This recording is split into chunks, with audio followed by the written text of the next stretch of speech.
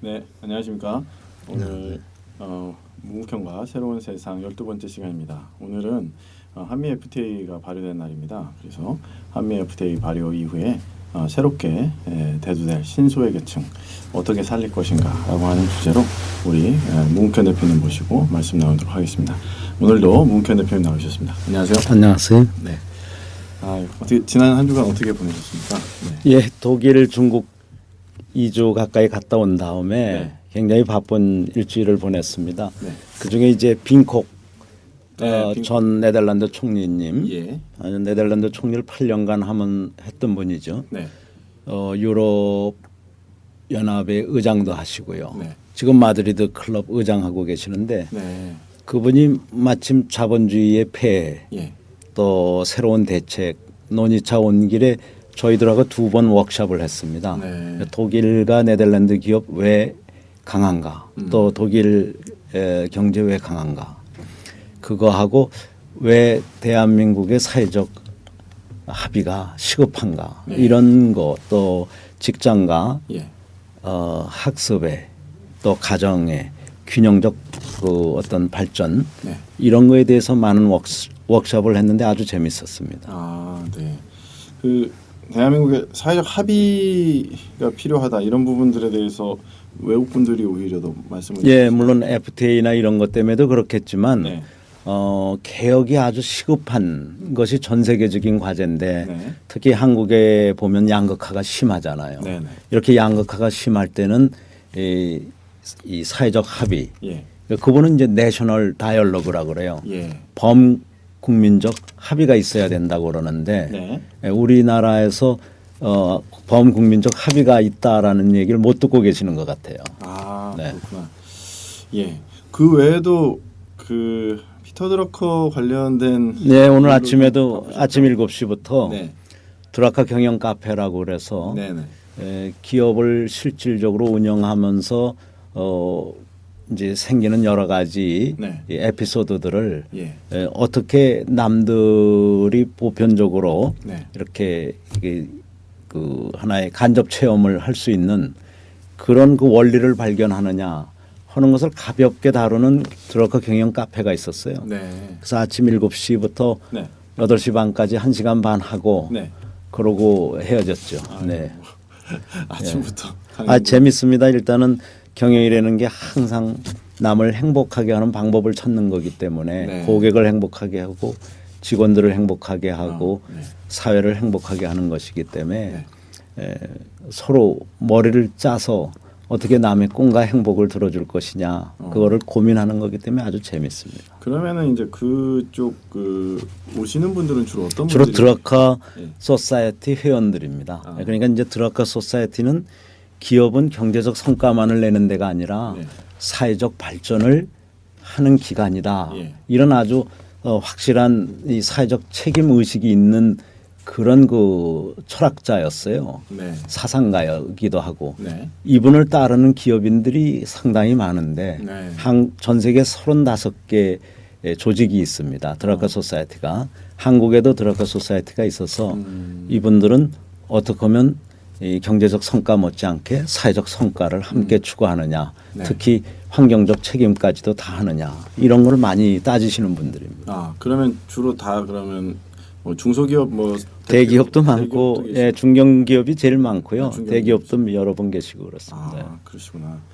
그분들은 이번에 그 FTA 발효가 되면서 아무래도 좀 거기에 대해서도 뭐 찬성 입장도 있으실 거고 뭐 반대 입장도 있으실 거고 예, 다양한, 이제 예. 다들 예. 이 분야에 대해서 무슨 이렇게 의견을 가지고 있거나 표시하거나 그러지는 않죠. 네. 뭐 피해가 적은 데도 있고 예. 피해가 많은 데도 있고 또 혜택을 받는 데도 있고 그런데 그러나 공통적으로 느낄 수 있는 것은 기업의 경영이라든가 이런 것이 경제적 성과 못지않게 사회적 성과가 중요하고 네. 그런데 경제도 마찬가지거든요. 경제적 효과가 조금 있다고 해서 만일에 금융자본의 조그만 이익이 있대 봐요. 우리 GDP의 0.6% 정도 플러스 효과가 있을 수 있다. 네. 그리고 좀 나쁜 경우는 0.06%의 효과가 이 한미 FTA에 의해서 있다. 네. 그럼 그게 큰 건 아니잖아요. 예. 우리가 많이 성장할 수 있으면 7, 8%도 성장하는 나라가 있고 네. 전 세계 평균이 3, 4%로 성장하는데 네. 0.06에서 0.6%는 작은 거 아니에요? 1%도 안 돼요. 1%가 안 되죠. 예. 그거 잘 봐야. 근데 사회적 분열이라든가 예. 불신이라든가 예. 또 피해자들은 더욱 나빠지고 네. 수혜자들은 또 너무 좋아져서 양극화가 심화된다면 네. 그 폐해라는 것은 GDP의 5%를 넘을 수도 있고 10%도 될 수 있거든요. 훨씬 더 그 예, 피해가 더 크게 GDP가 뭐 만능의 척도는 아니지만 네. GDP 하나만 놓고 보더라도 오히려 이 사회적 자본 네. 이것을 잃어버린다는 거가 예. 결국 사기를 떨구고 네. 분열을 가져오면서 많은 혼란을 가져오거든요. 네. 그래서 이렇게 합의를 이루지 못하고 네. 분열된 상태에서 시작하는 FTA를 네. 참 안타까운 모습으로 보고 있죠. 아, 그러니까 결국은 FTA의 경제적 효과보다 사회 분열이나 이로 말미암아서 소요되는 그 비용이 훨씬 더 지금 큰 상황이 저희가 보기엔 그게 훨씬 큰 상황이고 예. 특히 수혜 업체들이나 산업이 분명히 보이는데 네. 그러지 않아도 수출로 많은 이득을 일방적으로 얻던 산업과 기업들이에요. 주로 근데 이제 대기업 계열 큰 그렇죠. 재벌 쪽이 좀 많겠네요. 그래서 이제 환율이 한 800원일 때에 비해서 1,100원이 넘는 상황에서는 앉아서 3, 40%의 그냥 이득을 얻는 이런 산업이거든요. 네. 그런 거에 비해서 이제 내수 산업이라든가 네. 또 일부 산업들이 네. 그 환율에 의해서 피해를 입었듯이 네. 이번에는 FTA에 의해서 피해를 입는다면 네.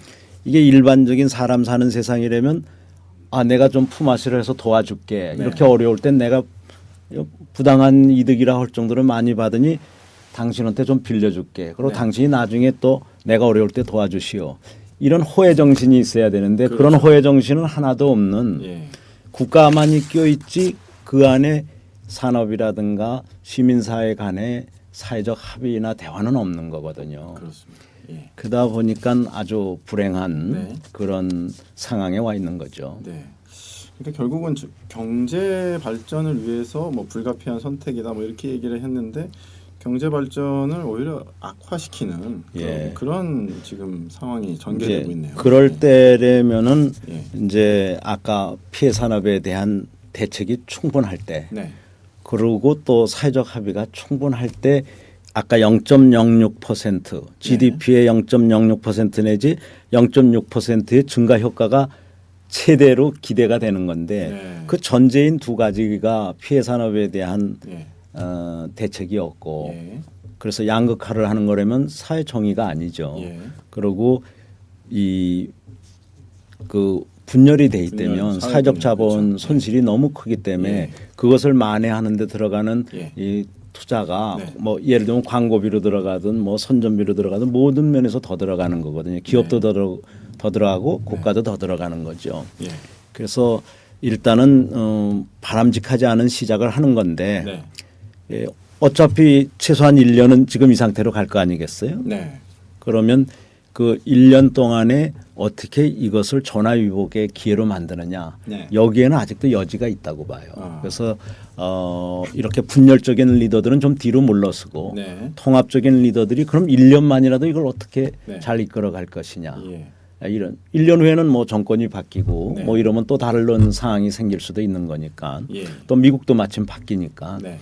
앞으로 1년 그럼 어떻게 이건 주어진 상황이니까 네, 네. 이 속에서 우리가 슬기로운 음. 리더십을 발휘하고 예. 통합적 리더십을 발휘하느냐 예. 이건 여전히 필요하다고 봅니다.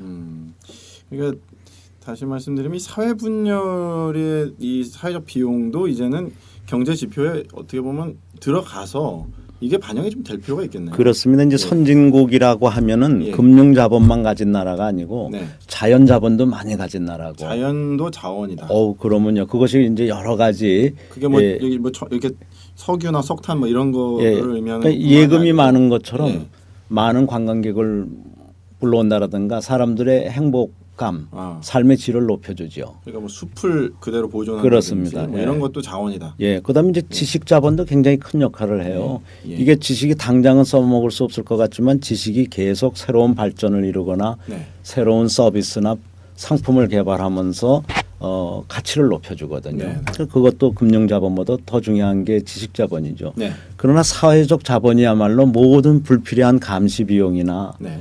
낭비를 줄여주는 아주 선진국으로 가는 데 있어서 절대적인 네. 전제 조건이 신뢰 자본을 구축하는 거거든요. 네. 이 신뢰 자본이나 지식 자본이나 이런 자연 자본들이 함께 발전해야 되는데 네. 한국은 너무나 금융 만능주의고 네. 금전 만능주의로 가다가 보니까 네. 결국은 오늘날처럼 양극화만 심해지고 네. 국민들의 만족도는 제일 떨어지고 네. 자살률이 세계에서 제일 높은 나라가 된 거죠. 예. 이 지금 그러니까 정부가 경제를 발전시킨다 하면서 국민들의 희생을 어느 정도 이렇게 이나 그 다른 의견들을 막 이렇게 약간 무시하면서 쭉 나가고 있는 부분이 결과적으로는 지금 21세기에 새로운 자본주의 시대가 열렸는데 과거에 했던 방식을 그냥 답습하는 그렇죠. 좀 이런 구시대적인 모습을 보인 게 아니냐 그 그렇게 생각이 되네요. 뭐 어떻게 보면 구시대라고 하는 데까지도 못 따라간 것 같은 게 로버트 케네디라는 미국의 네. 그 정치 지도자가 네. 존 F 케네디의 동생이죠. 네. 한때 이런 얘기를 했어요. 이 GDP에는 온갖 나쁜 것도 다 GDP에 잡힌다. 예를 들면 무슨 폭동이 나서 폭동을 진압한 거라든가 네. 자살이 많아서 예방 못 해가지고 그 자살을 처리하는 데 들어가는 거 수많은 사람들이 매연이라든가 뭐 알코올 중독에 걸려서 죽어가거나 아플 때 들어가는 그 비용이 다 GDP에 잡힌다. 네. 이런 것이 없는 새로운 지표가 필요하지 않느냐. 네. 도대체 서로가 양보하고 서로가 상대방을 아껴주고 네. 존경하고 이런 가치들은 다 어디로 가고 사회적 미덕이 없어지는. 예, 네. 그 GDP에 잡히는 거에 상당 부분이 네. 이런 불신과 부패와 낭비 이런 그 사전 예방하지 못한 데서 오는 것들을 바로 잡으려다가 보니까 들어가는 비용들이 전부 국가의 무슨 공권력 유지 비용이라든가 병원 유지 비용이라든가 온갖 걸로 들어가는데 이거 예방할 수 없느냐. 네. 이런 얘기를 한 적이 있거든요. 정말 이 GDP 나만 늘지 않지만 네. GDP의 구성으로 보면 자꾸 양극화가 심해서 거대한 기업들은 더 커지고 일반 서민이나 중소기업은 약화되는 거가 아주 문제거든요. 네. 거기에 하나 더 나가서 삶의 행복에 기여하는 GDP는 점점 줄고 줄고. 불행과 관련돼 있는 건 병, 네. 뭐 이런 각종 자살이나 부패나 뭐 또 이런 뭐 거. 환경 파괴라든가 이런 데 들어가 있는 GDP 부분은 자꾸 늘어가는 게 네. 우리나라의 지금 현재 모습이죠. 아 그렇습니다. 멀쩡한 자연 환경들을 뭐 해군기지 건설한다고 파괴하고. 예, 그런데 들어간 GDP는 같은 22,000불이라도 소용없는 GDP여라 네. 그걸 빼서 예. 그린 GDP로 따진다라든가 그렇게 하는 기법들이 나오고 있죠. 예. 자연유산을 보존을 하는 것이 엄청난 이게 경제적 효과도 있다. 그런데 자연유산을 막 파괴하고 멀쩡한 강 다 파괴하는 이러한 것은 어떻게 보면 전근대적이라고 봐야 되겠네요. 네, 뭐 크게 길을 잘못 들어선 거고요. 예. 이 한반도의 어떤 평화 경제 체제라든가 네. 동북아에서 대한민국이 이 경제, 문화, 이런 사상 여러 가지 측면에서 선도적인 국가가 돼야 되는데 네. 이게 자꾸 폐쇄적으로 방어적으로 나가다가 보면 군사적 이런 비용만 늘어나고 네. 또 이런 외형 중시적으로 하면서 과시적 네. 행정을 하다가 보고 예. 단기적 그 포퓰리즘에 빠지면서 거대한 건물을 짓거나 이러는 거거든요. 네. 그런 걸 이제 바로 잡아야죠. 네, 맞습니다. 자꾸 군사 비용 들이고 군사 기지 만들면 우리가 뭐 북한이 그렇게 해가지고 사실 나라가 거의 다 망하기 직전에 이르는 건데 뭐 비판하면서 우리도 그런 거 배우면 그러니까 이제 스마트 경제, 뭐 스마트 가정, 네. 스마트 도시 이러는데 네. 이 아직 정치권이나 네. 국제 외교 쪽에서는 이런 스마트한 생각들보다는 네. 대결주의가 아직 많은 것 같아요. 이 대결주의는 어떻게 보면은 그럴듯해 보이지만 굉장히 위험한 거거든요. 네. 스마트한 사람들은 네. 싸우지 않고 이기는 방법. 물론 싸우지 않고 이기는 방법에 군사비를 늘리는 거라 그러는데 미국이 그 방법을 베트남 전쟁 이후만 하더라도 30여 년을 썼는데 네. 성공하지 못하고 지금 다른 방법으로 가야 된다는 결론이 나왔잖아요. 예. 우리나라도 마찬가지라고 봅니다. 군사력을 확보하는 게 굉장히 중요함에도 불구하고 그거보다도 더 중요한 것은 네. 이 아시아에서의 리더십이에요. 네. 누구나 다 존경하고 네. 바라볼 수 있는 네. 아주 민주주의적인 국가, 예. 신뢰를 기반으로 한 국가, 그리고 아시아적 가치를 대변할 수 있는 그런 네. 국가 이런 거가 될 때 군사적 모험주의를 훨씬 뛰어넘을 수 있는 네. 그런 소프트 파워가 나오는 거거든요. 그렇죠. 예, 예. 그렇게 되면은 뭐 사실 우리가 지리적으로 이렇게 4대 강국에 이렇게 둘러싸여 있는 그 긴장 관계를 오히려 해소하고 통일도 그렇죠. 열 수 있는 그런 그렇죠. 우리는 기회를 독일 모델을 네. 열심히 공부해야 되는데 독일에서 한 6, 7가지 음. 배울 게 있는데 그중에 하나가 통일 모델이죠. 네. 독일은 아주 통일을 통해서 네. 자기네 자존심도 회복을 했지만 네. 경제도 좋아졌고 네. 오늘날 EU 27, 8개국의 위기를 네. 지탱해 주는 그것을 견뎌내게 해주는 그런 아주 큰 힘이 되고 있죠. 예, 맞습니다. 네, 저희가 지금 문쾌현 대표님과 함께 이 생방송 진행하고 있습니다. 시청해 주시는 여러분들 대단히 반갑고 감사합니다. 올레에서 지금 플랫폼으로 쓰고 있는데요. 샵 문국현하고 이렇게 질문해 주시면 저희가 바로 현장에서 답변을 드릴 수 있도록 하겠습니다. 네, 네 계속 진행하겠습니다. 지난 시간에 그 독일식 정부 혁신 관련돼서 네. 말씀해 주셨는데 중소기업 2,000개를 만들었다고 하셨잖아요. 독일의 히든 챔피언이라는 히든 챔피언 2,000개. 2,000개가 넘는다. 예. 예, 예. 우리나라는 한 200개. 300개 뭐 많이 200, 잡았을 때. 예, 그러니까 한 10%밖에 안 되는데 네. 지금 이제 결국은 FTA 발효가 이제 됐는데 타격을 입을 주체들이 사실 이 중소기업들이 타격을 좀 많이 입지 않을까 그런 좀 생각이 좀 들거든요. 그래서 다시 한번 그러면 이제 독일과 같은 강소기업을 만들기 위해서 그러면 우리가 어떤 지금 대책을 좀 세워야 될까 그 부분을 좀 말씀해 주세요. 네. 네. 우선은 독일식 모델을 보면은 네.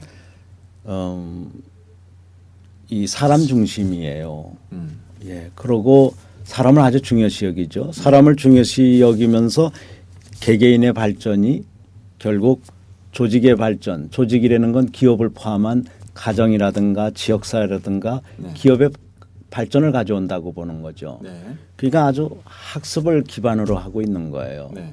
독일 이 중견기업이나 중소기업 보면 들어오자마자 첫 3년은 회사 3일 다니고 대학 3일 다니고 하는 이 습관이 네. 평생을 이제 학습 습관으로 남아 있는 거예요. 네. 그래서 현장 학습이 아주 많고요. 네. 이런 이제 금융 위기라든가 국가 재정 위기 때도 다시 사람을 해고하는 것보다는 네. 우리가 뭐 20%씩 시간을 더 줄여서 네. 시간 나누기죠. 근무 시간 나누기를 해서 예. 사람을 해고하는 것보다는 다 같이 20%씩 일을 덜하고 공부를 하자라든가 네. 가정이라든가 지역사회를 돌보자라든가 이런 합의가 잘 일어나면서 학습을 놓지 않는 거죠. 네. 그리고 이제 이 학습이 효과가 있으려면 부패가 없어야 돼요. 네. 독일에는 뭐 완벽한 사회는 아니지만 네. 이런 어떤 이 부패라든가 부정이 현저히 작은 거죠. 예, 부정과 부패와 연고주의는 학습의 적이거든요. 예. 그래서 우리 중소기업이 이런 어떤 연고주의라든가 예. 학습을 방해하는 네. 부패라든가 이런 데로부터 벗어나려면은 네. 사실은 이런 대기업의 의존적인 그런 판매를 네. 해외라 직접 수출할 수 있는 기회를 준다든가 예. 판매 아무튼 채널을 늘려줄 필요가 있는 거죠. 예. 또 뭐 소비자하고 번째로- 직거래 한다라든가 예. 아니면 TV 뭐 홈쇼핑이라든가 기타 SNS 쇼핑을 통해서 예. 한다라든가 새로운 채널을 만들어주지 않으면 예. 그것이 국내에 있는 새로운 채널이든 해외 걸 만들어주지 네. 않으면 중소기업들은 여전히 어딘가 줄 서게 되고 그 줄을 서다 보면 학연혈연 지연이 더 중요하지 네. 학습 능력이 중요하지가 않거든요. 네. 이런 것들을 이제 바로 잡아줘야 되고 네. 또 독일처럼 예산을 어딘가에서 확보를 해놔야 돼요. 네. 독일은 정부의 모든 조직과 활동과 예산을 제로 베이스에서 네. 0점 기준으로 다시 시작하겠다. 네.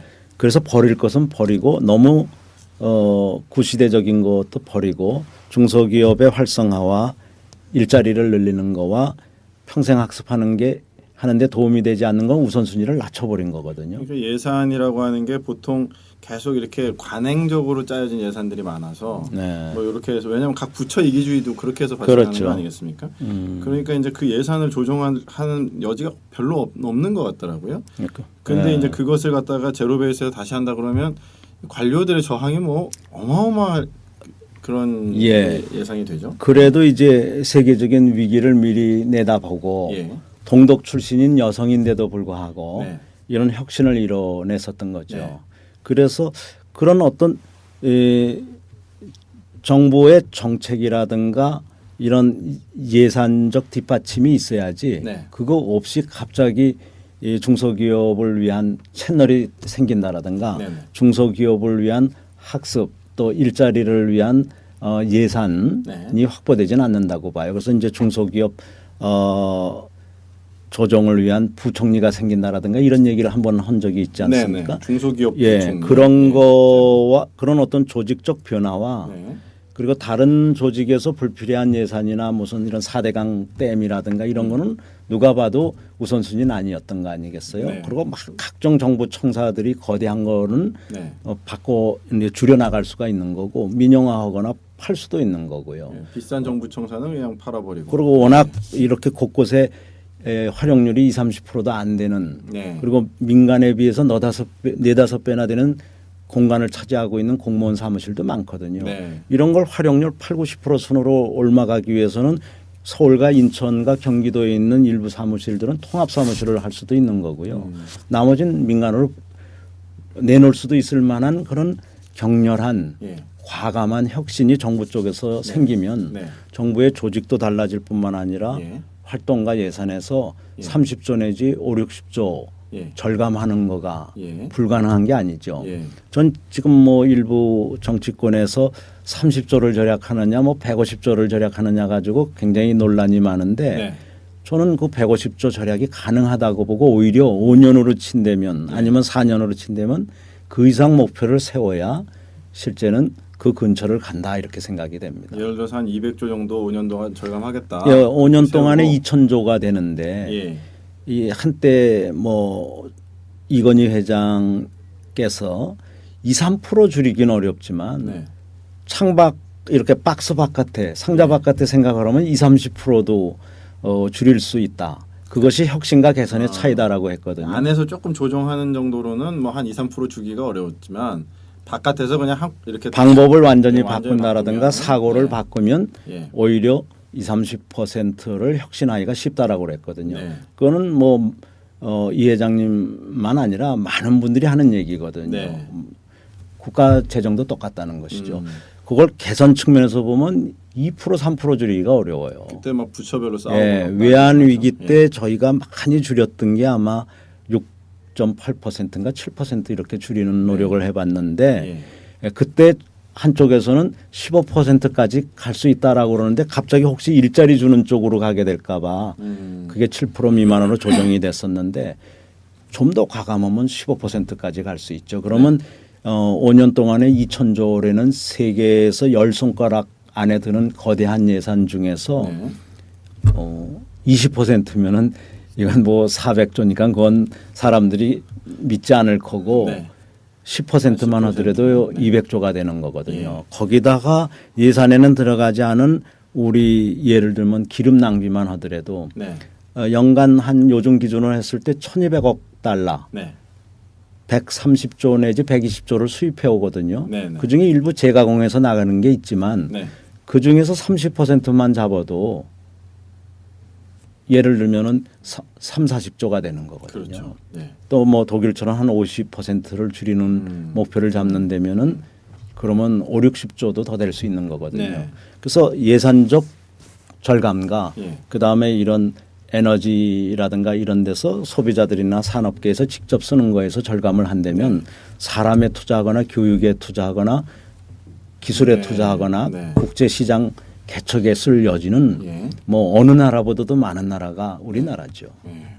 사실 우리나라의 성장은 사실 인적 자본의 성장과 같이 했다 이렇게 봐도 과언이 아닌데.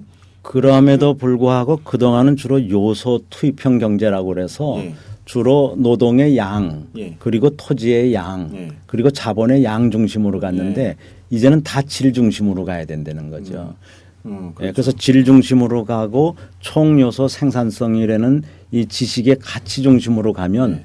우리는 4%를 넘어서 뭐 한 8%도 갈 수가 있는데 요소 투입형으로 한다면 이미 중국한테 진 모델이기 때문에 그러니까 3% 성장하기도 어렵다. 시설이나 건물 뭐 예. 이런 거에만 많이 투자했다. 그거는 오히려 예. 투자한 즉시 낭비가 되기 때문에 어. 그것은 효과가 없다는 거예요. 한계용을 다 넘어서 버린 데들이거든요. 이제는 그쪽으로는 예. 더 이상 성장 동력이 그래서 없다. 양적으로는 안 되고 이젠 질적으로 가야 된다. 그 질을 만드는 것이 네. 지식이고 지식을 만드는 게 학습이기 때문에 네. 그리고 사회적 합의이고 신뢰이기 때문에 네. 예, 이런 신뢰 자본과 지식 자본을 키울 때다 네. 이런 거죠. 좀 아쉬웠던 게 이제 참여정부 때부터 뭐 혁신도시니 먼도시니 뭐 해서 계속 그 토목적인 부분들이 계속 있었고 뭐 이명박 정부 들어서는 뭐 사실 더 그런 토목정부 형태를 많이 띠다 보니까 인적 자원에 대한 부분이 한 거의 한 10여 년 정도 정체된 느낌을 많이 이렇게 받게 되고 그리고 이제 그 가계 부분 그러니까 결국은 개인 가게에서만 자기 자식에 대한 교육에 대해서 투자를 했지 뭐 국가적인 차원에서 인적 자원에 대한 체계적인 투입이나 이런 것들은 잘 안 됐다. 이게 지금 현재 우리나라 이 경제 구조가 지식 산업 구조로 넘어가지 못하는 그러한 이유가 아니냐 뭐 그런 생각이 듭니다. 노 대통령 정부에서 네. 사실은 국민들께서 잘 모르시는 그런 노력도 있었어요. 예. 그 중에 하나가 네. 뭐냐면 교육 입국이라는 교육 입국. 예, 사람 입국 내지는 교육 입국이라는 걸 선언할 뻔했었어요. 선언할 뻔. 예, 했다. 준비는 많이 했죠. 아 그렇군요. 그리고 이 실천적 사례들도 많이 모아놓고 정책안까지도 만들고 사람 입국 신경쟁력 위원회라는 것까지도 대통령 특위로 만들었었죠. 사람 입국 신경쟁력 위원회. 위원회. 그래서 거기에 같이 뭐 예. 그런데 거의 준비는 돼 있었는데 네.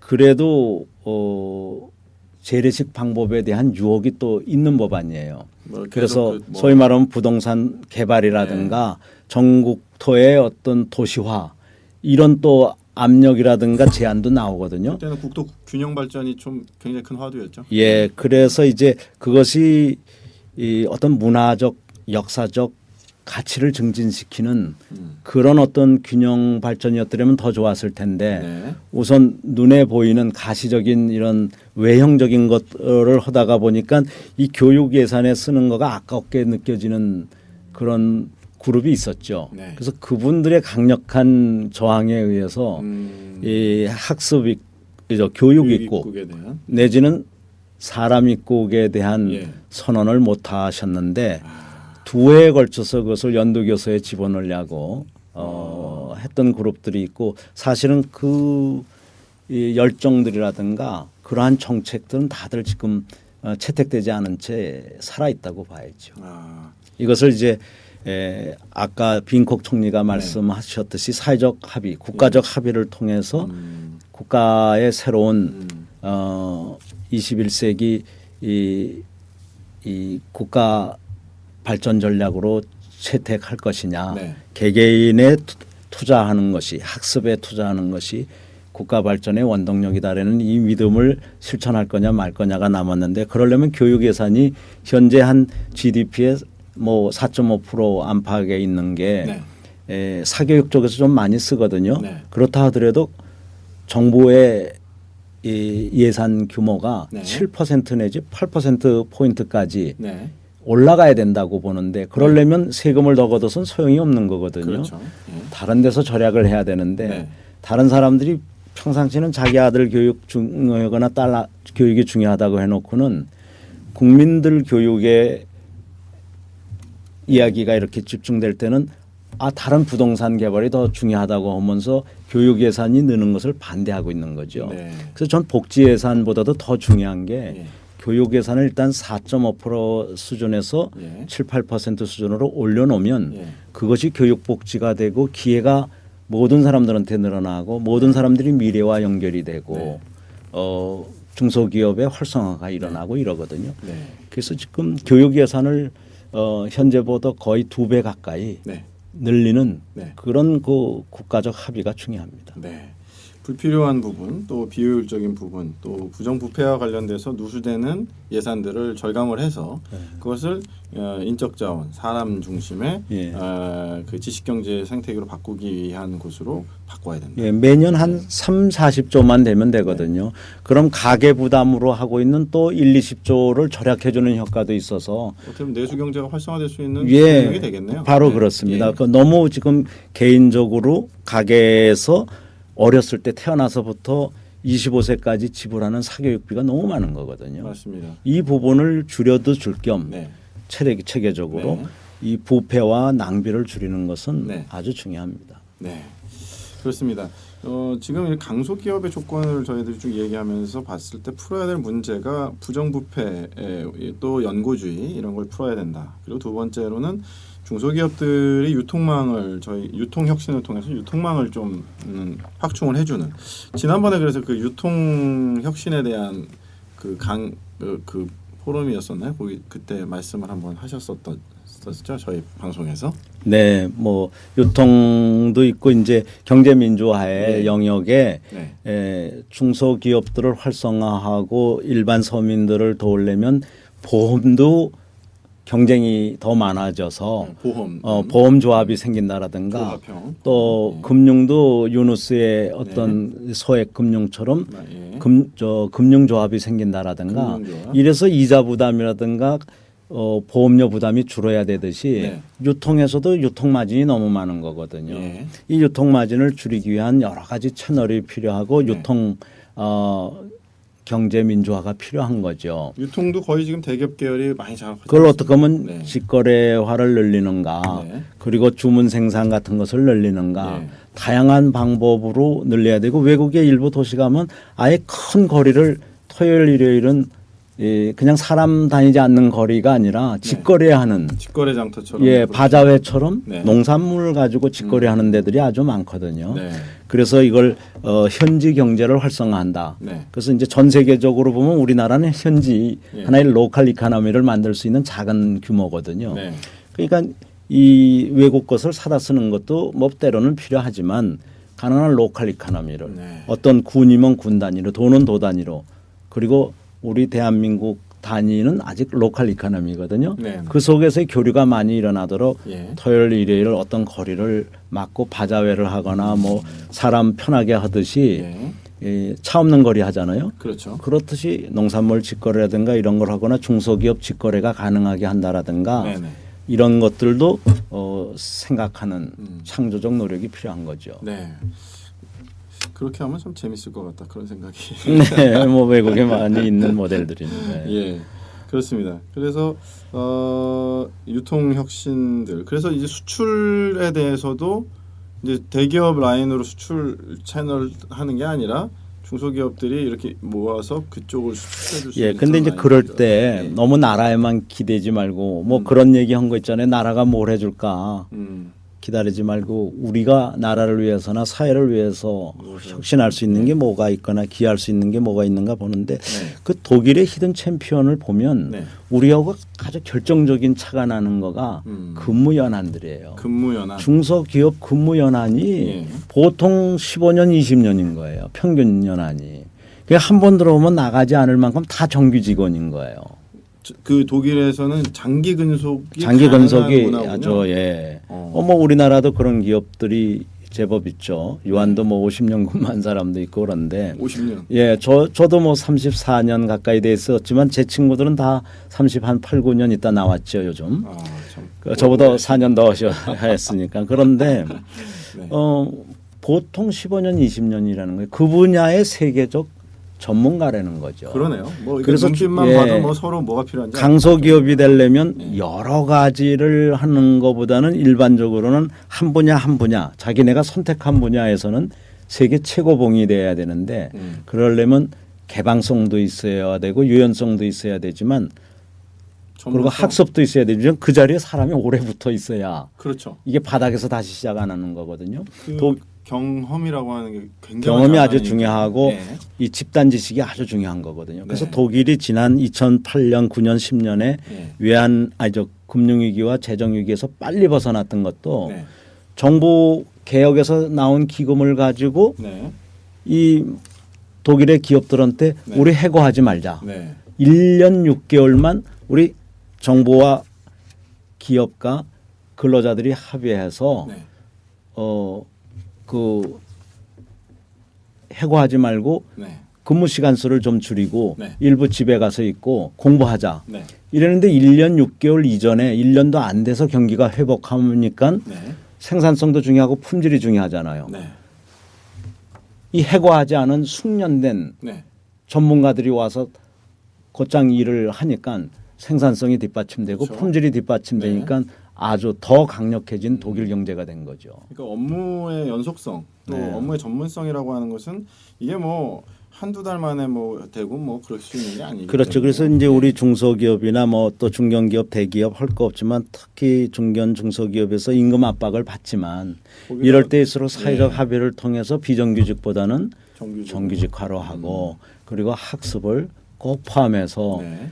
그 분야의 세계 최고봉으로 만들었을 때 네. 우리나라 대기업들도 그 기업들을 더 존중하게 되겠지만 네. 외국의 대기업들이 예. 한국 부품업체들을 다 기다리고 네. 한국의 뭐 농산품도 기다리고 또 뭐 한국의 식품도 기다리고 모든 걸 기다리게 됐죠. 네. 그래서 지금은 사실은 세계 최고의 경제에 올라간 기업 수가 그리 많지 않거든요. 네. 그러나 가능성은 저희는 독일보다 많다고 봐요. 네. 그러니까 비정규직 없는 경제, 비정규직 없는 경제 생태계가 독일에서는 이미 어느 정도 가능한 거죠. 예, 외국에서는 원래 한 10% 비정규직은 10% 미만이지요. 네. 임시직이 개념에 따라 좀 다르긴 하지만 임시직이나 10% 비정규직이 미만. 네. 합해서 10%나 15% 미만인데 우리는 지금 한 50%. 예, 50 뭐 네, 이제 넘는 분류에 거. 따라서 네. 50%를 넘죠. 예. 그러고 정규직인 사람들은 너무 과로에 지쳐서 가정을 빼앗긴 또 월화수목 예, 금금 건강을 뭐 빼앗기거나 미래를 빼앗긴 그런 상태로 진행되고 있는데 이게 바로 잡아야 되겠죠. 그런데 네. 독일에서는 장기 근속이 아주 이렇게 그 기술의 탭을 가져온 게 아니라 네. 주인 의식을 갖다 준 거고 네. 전문성을 갖다 준 거고 그 장기 근속에 학습이 결합돼 있고 비상시에 해고를 하지 않으니까 이 세계적 전문성이 유지가 돼서 네. 그게 소위 말하는 세계 인류 기업 네. 숨어 있는 인류 기업 히든 챔피언을 2,000개 이상을 탄생시킨 거죠. 지금 45세에서부터 한 65세까지 65세부터 이제 국민연금 수령이 되는데 네. 뭐 물론 그전 분들은 조금 일찍 받으신 분들도 있지만 대부분 이제 65세라고 봤을 때 그럼 45세 조기 퇴직을 하신 분들은 한 20년간의 이 노동 공백이 생기면서 이게 가계에 상당한 압박을 주더라고요. 그렇죠. 예. 유한 킴볼이도 그 정년을 제가 있을 때 매년 0.5년씩이라도 늘려나가자. 네. 이게 어떻게 뭐 55세에서 줄여나가느냐. 네. 55세에서 65세를 향해서 가자 그랬는데 네. 외국의 여러 나라에서는 65세에서 이걸 어떻게 보면 70세로 올리느냐. 정말 일부 나라에는 네. 75세까지 올리느냐 하는 게 하나의 과제로 돼 있습니다. 왜 그러냐면 이제 인구가 늘지 않아서도 그렇지만은 사람의 예상 수명이 과거엔 75세였는데 지금 100세 가까이 가 있는데 그렇죠. 이걸 과거식으로 55세 끊어 놓는다든가 많이 봐야 60세, 65세 끊어 놓으면 100세까지는 어떻게 삽니까? 국가가 보장하는 시스템은 그건 안 되는 거거든요. 그거는 망할 수밖에 그렇죠. 없어요. 연금 닫고 예, 그러니까 가능한 한 오랫동안 건강하게 예. 그리고 공부하면서 자기 발전도 하고 생산적으로 네. 소외되지 않게 해야 사실은 건강한 사회고 행복한 사회고 국가 예산이 적게 필요하거든요. 네. 그 일부 나라에선 정년을 이렇게 나이를 물어보면 네. 헌법 위반이라는 나라가 많습니다. 아. 왜 나이를 물어보느냐? 내가 젊은데 개중에 한 80씩 됐는데도 젊으신 분이 있잖아요. 네. 건강 잘 관리하는 분들한테는 끝없이 일을 드려야 된다는 거죠. 그러니까 나이는 진짜 숫자에 불과한 거고. 그렇죠. 그분이 어떠한 마인드와 어떠한 역량을 발휘하느냐. 그리고 학습을 계속 했느냐 안 했느냐. 그렇죠. 예, 이거에 따라서 예. 국가의 짐이 되느냐. 네. 아니면 끝없이 국가에 85세가 되더라도 기여할 수 있는 예. 물론 다른 면에서야 뭐 원로로서 기여하시겠지만 네. 경제적으로도 그렇습니다. 적극적 활동을 할 수 있다는 거죠. 네. 필요할 것 같습니다. 질문이 하나 들어왔습니다. 그 공공기관 중에서 의료보험 이런 것들이 좀 많이 걱정이 된다. FTA가 발효됐을 때. 네. 아까 그 보험 말씀을 좀 하셨는데 그 우리나라가 아무래도 그 건강보험 같은 경우는 그래도 상당히 잘 돼 있는데 이런 부분들이 이제 의료비 급증으로 인해서 좀 유명무실화되지 않을까 이런 두려움들이 있는 것 같은데요. 글쎄 제가 전에 한번 예. 그게 에스테반님께서 질문해 주셨습니다. 네. 예, 예. 그게 무슨 영화인데 시코라는 영화가 있었어요. 네. 아픈 사람이 돈이 없어서 뭐 네. 팔을 잘라야 된다든가 이런 나라와 네. 그렇지 않고 잘 돼 있는 나라 사이를 비교하는 거였는데 네. 우리나라는 현재까지 그렇지는 않거든요. 어떻게 보면 이 의료보험제도를 좀 더 잘 발전시켜야 되겠죠. 네. 물론 이 투약을 남용하거나 네. 또 뭐 병술래 이렇게 병원 술래를 하거나 일종의 과잉진료. 예, 과잉진료 이런 것은 막아야 되겠지만 사실은 의사들이나 의료진들의 복리 발전 이런 거에 지장을 주지 않는 범위 내에서 쌀수록 좋은 거거든요. 네. 이런 제도를 최대한 늘려나가면서 오히려 외국에 수출해야 된다고 봐요. 네. 근데 이게 예를 들면 비싼 제도로 네. 전체가 바뀌거나 이러면 안 될 것 같고요. 그렇죠. 아주 일부 제한된 네. 경영학에서 니치 마켓의 틈새 마켓이라고 하는데 네. 아주 고부가 가치 쪽에서 틈새 마켓을 허용해서 네. 뭐 수백억짜리 기기를 이용하는 것을 한다. 이걸 전 국민을 상대로 할 수 없는데 아시아의 부호들과 네. 뭐 한국의 부호들이 일부 쓰겠다. 네. 그것까지 막을 필요는 또 없다고 봐요. 네. 그러나 보편적 의료보험은 예. 가능한 한 쌀수록 네. 그리고 의료 산업에 종사하는 분들의 미래를 막지 않는 범위 내에서 네. 최대한 경쟁력 있게 네. 이렇게 가야 된다고 봅니다. 네. 그리고 또 아까 보험 말씀도 하셨는데 이제 사실 뭐 국가에서 보장하는 뭐 그 보험 말고도 뭐 다들 보험 한두 개씩은 다 갖고 계신데 그 보험료가 사실 비싸거든요. 민영 보험. 예, 원래 옛날이 좋았던 때도 있는 게 있습니다. 이게 보험회사가 망하지만 않는다면 네. 조합주의로 가면 거의 돈이 안 들어가는 거거든요. 조합주의. 예, 예. 그래서 노동조합이라든가 네. 각종 이런 후생 조합들이 예.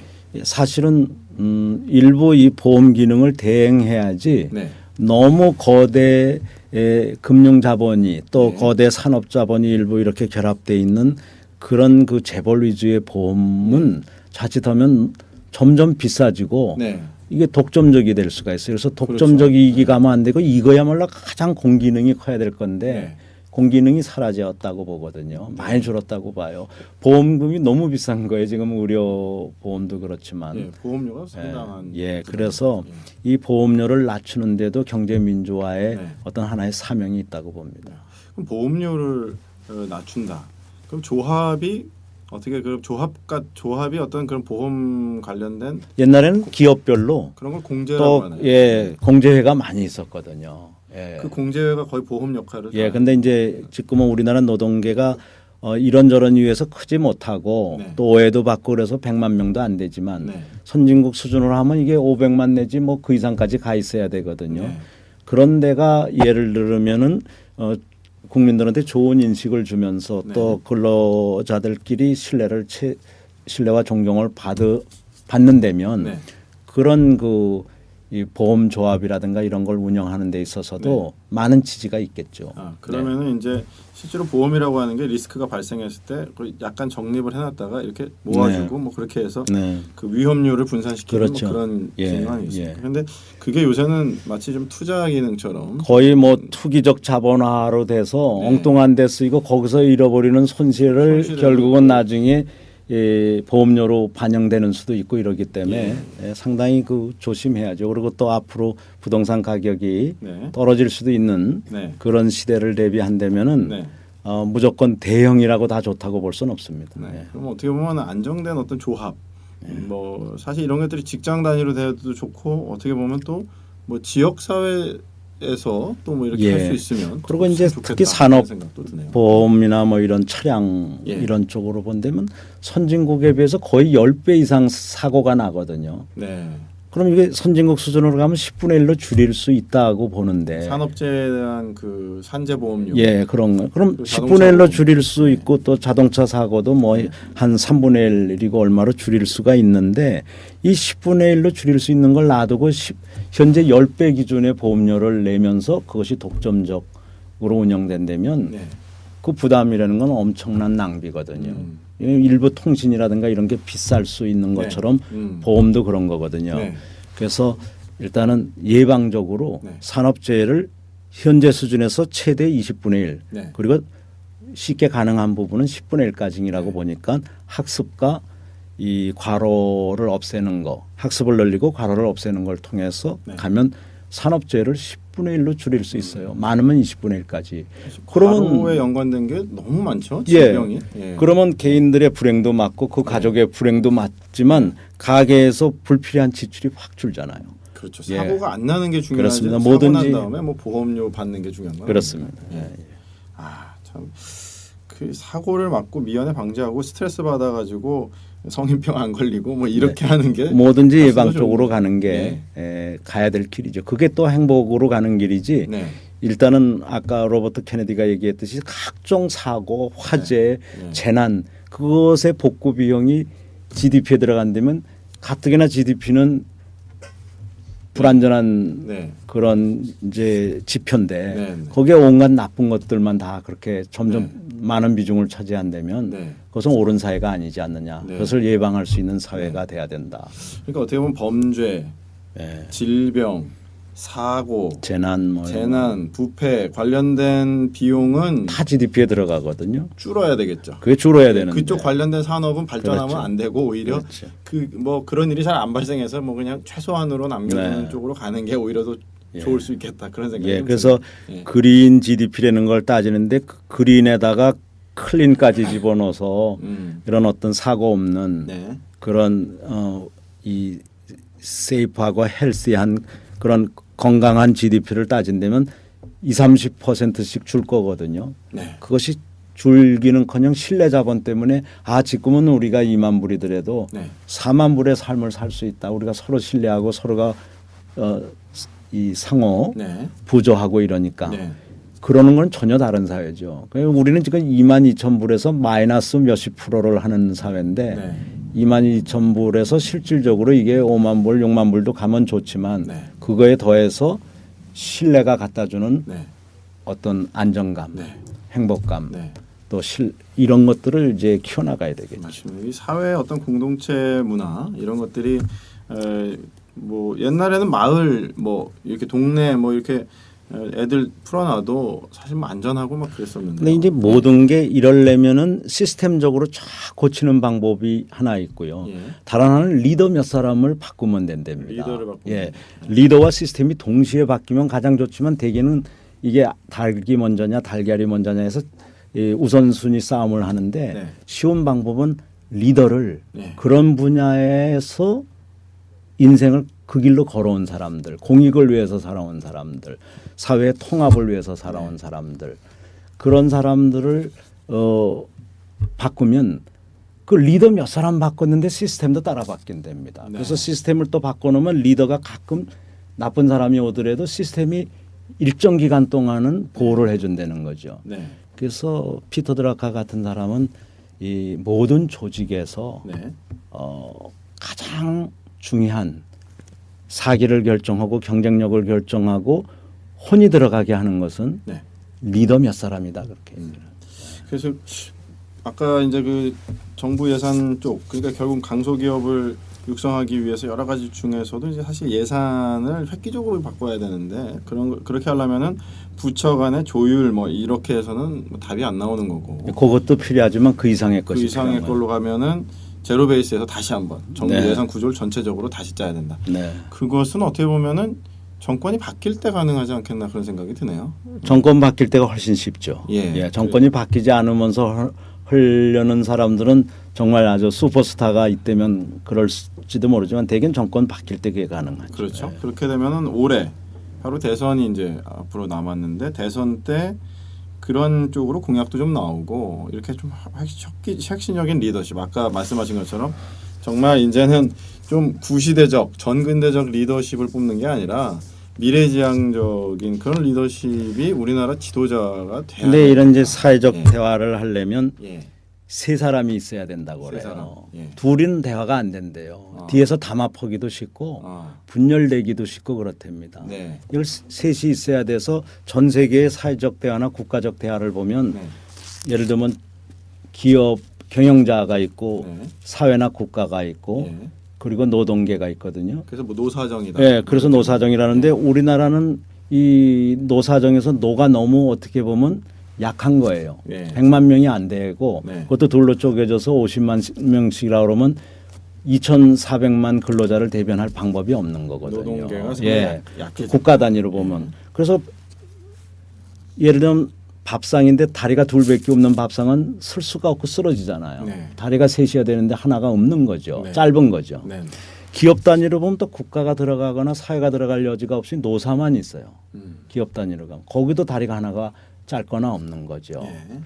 그래서 이런 그 변화를 할 때는 반드시 세 다리가 정립을 해야 되는데 네. 정치권도 보면은 캐스팅 보트를 진 데가 없는 거예요. 그리고 양당 체제 제3 시스템을 제3의 어떤 의견을 허용하지 않고 네. 분열적으로 양당 체제만 너무 이렇게 보호했기 때문에 예. 과거에서 오는 후유증을 지금 우리 사회나 경제는 겪고 있는 거죠. 여기에 캐스팅 보트가 있는 제3의 그 정치 그룹, 세력들. 특히 예. 이 자기 의견을 반영할 기회가 없는 네. 기득권과 먼 사람들 네. 그런 사람들이 보면 중소기업 아니면 젊은이들이거든요. 여성이거나 네. 노인이거나 그러면 이런 그 2040 세대를 대변하는 네. 그런 그룹이 있어야 되는데 네. 몇 명 기존 정당에 들어가 갖고는 2040 세대라든가 중소기업이라든가 벤처를 대변하기가 어려운 거죠. 그렇습니다. 예. 예.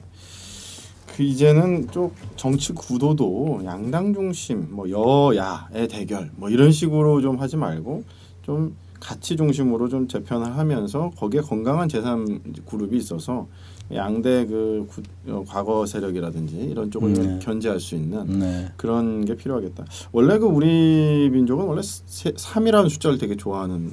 그러고 보니까 그랬네요. 예. 예. 3. 2보다는 3이 좋죠. 예, 그러나 나라는 쪼개지지만 삼국시대는 오지 않으면서 네. 삼정립을 하면 좋을 것 같습니다. 그렇죠. 예. 원래 삼권 분립의 원칙도 있고 그게 다 어떻게 무너져서 보면은 그렇죠. 지금. 네, 그 사법이 좀 많이 네. 무너져서 좀 그런 것도 문제고 결과적으로는 이 3이라고 하는 그것이 균형을 가져올 수 있는 뭐 그런 그렇죠. 것이라고 볼 수 있겠네요. 예, 그래서 자녀들도 그 홀수로 낳는 게 좋다 뭐 이런 얘기. 아 그렇습니까? 네. 그 하나는 안 좋으니 그럼 셋은 낳아야 되겠네요. 예, 맞습니다. 예, 예. 그래서 저는 셋을 낳습니다. 축하드립니다. 나라에 크게 기여하셨네요. 네, 사적인 말씀 한번 드렸. 예, 네, 그렇습니다. 그래서 그 셋이 되면 이제 균형을 좀 잡을 수 있다. 네. 네, 그래서 그 앞으로 두 자녀 계신 분들은 세 자녀 한번 생각해 보시기를 바라고요.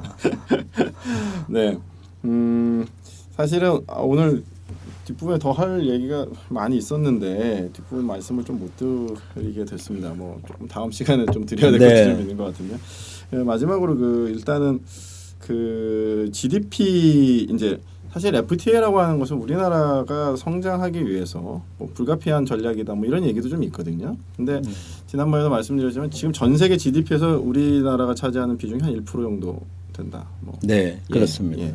그러면 그것을 앞으로 한 1.5% 정도 됩니다. 예, 그걸 한 5%까지 성장시킬 수 있는 전략이 있다 그렇게 말씀하셨잖아요. 네. 그 부분에 대해서 간단하게만 한 번 더 말씀해 주시면요. 네, 결국 그 아까 양으로는 한계가 있으니까 양적 투입 경제는 질로 가야 된다. 끝났다. 그러려면 대기업 20개 가지고는 절대 될 수가 없고 중소기업 자영업까지 합하면 300만 개가 넘지만 네. 아무튼 중견 중소기업 3, 40만 개를 명품 기업화하는 거가 필요하고 그에 따라서 자영업도 같이 이 서비스 산업의 수준과 질이 경쟁력을 갖게 되는 거거든요. 대기업 20개로는 안 되고 그렇죠. 재벌기업 20개로는 안 되고 이제 중소기업, 강소기업 예. 3, 40만 개 양성. 예, 지난 4년 동안 보니까 네. 우리가 22,000불 2007년이 22,000불이었는데 2011년이 22,000불 아니에요. 그냥 예, 4년이 그 자리에 있었는데 대기업들은 몇 배로 커졌잖아요. 예, 두 그러니까 배에서. 총액은 그대로 있는데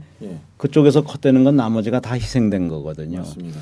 그러지 않는 경제를 가려면은 결국 이 2천만 가까이가 종사하고 있는 네. 중견기업, 중소기업, 자영업들, 서비스 산업들의 어떤 세계화, 네.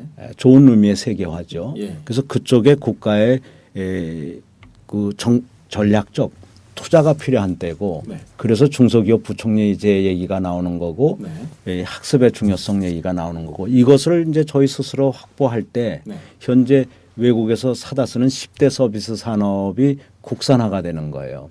그럼 그 국산화에 의해서 한 200여만 개 일자리가 생길 수 있거든요. 그 기존의 외국에서 뭐 수입하는 디자인이라든가 것들은, 엔지니어링이라든가 교육이라든가 예. 의료라든가 한 10대 주요 서비스를 아직도 고급 쪽은 외국에 의존하고 있는데 핵심 그런 부분들 그걸 마저 다 국산화를 하면은 네.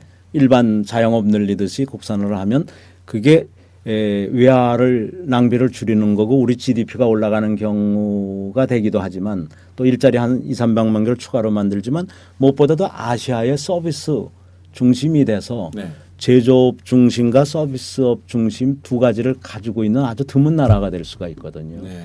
그거를 이제 앞으로 해야 되겠죠. 지금 현재 대기업들은 어떻게 보면 제조업 위주의 대기업. 예, 아직은 제조업 위주지 아시아의 여러 나라들에서 예. 그 서비스 모델까지 되고 있지는 못하죠. 예. 그런 것들은 어떻게 보면 재벌 대기업에 의존하기보다도 그 분야에 또 경쟁력 있는 중견 업체들을 양산해서 그랬을 때만 가능한 겁니다. 그럴 예. 때만 가능하다. 예, 그렇게 예. 되면은 이제 그 서비스와 제조업의 균형 발전을 이루면서 일자리가 많아지고 그러면서 이제 국내 총생산도 증가하는 예. 그런 모델. 그러니까 결국 그런 중소기업의 질적 향상 네. 그리고 서비스업의 국산화와 네. 세계화 이런 것들을 통해서 발전할 수는 있는데 네. 그러려면은 결국 부패가 없어져야 되고 네. 정보 개혁이 일어나야 되고 네. 거기서 부패 예산과 낭비 예산을 줄여서 네. 그것을 중소기업과 일자리와 네. 교육에 재투자할 수 있는 네. 그런 결단과 사회적 합의가 필요하죠. 네, 예. 그렇습니다. 네, 오늘은 저희가 FTA 발효를 기점으로 해서 이제 어떻게 하면 이 나라를 보다 더 안정된 기반 위에 세우면서 새롭게 소외되는 그런 부분들을 어떻게 개선할까 좀 살펴보는 시간을 가졌습니다. 네, 어느덧 시간이 다 됐는데요. 마지막으로 한 말씀 해주시고 오늘 정리했으면 좋겠습니다. 네. 예, 우리나라는 뭐 진짜 문제가 많은 나라처럼도 보이지만 그러나 어떻게 보면은 국민이 다 합치기만 하면 누구보다도 빠른 속도로 혁신할 수 있는 나라인 것 같습니다. 지금 위기를 기회로 삼는 우리 국민적 그런 어떤 지혜가 필요한 때 아닌가 이렇게 생각합니다. 용기를 가지시고 우리 대한민국을 신뢰와 학습 중심의 새로운 대한민국, 새로운 세상, 새로운 플랫폼을 만드는 데 힘을 합해 주시기를 정말 부탁드립니다. 고맙습니다. 네. 오늘 어떻게 드렸습니까? 저희가 뭐 아마 이 FTA 발효돼 가지고 오늘 굉장히 속상하신 분들도 많이 계시고 절망감에 빠져 계신 분도 많이 계실 거라고 생각되는데 너무 실망하지는 마시고 대안이 있다. 그리고 대안은 바로 우리 손에서부터 시작될 수 있다는 것입니다. 그래서 이번 총선 대선 때 좀 정치 개혁을 위해서 우리들이 좀 더 관심을 갖고 좋은 리더십 우리가 우리 손으로 뽑으면 또 그런 분들에 의해서 이 나라가 더 좋게 바뀔 것으로 생각이 됩니다. 오늘 이렇게 바쁜데 시간 내주신 문현 대표님 네, 감사합니다. 고맙습니다. 네. 네, 국민 여러분 행복하시고 다음 시간에 또 뵙겠습니다. 아유, 피곤하시고 힘드죠.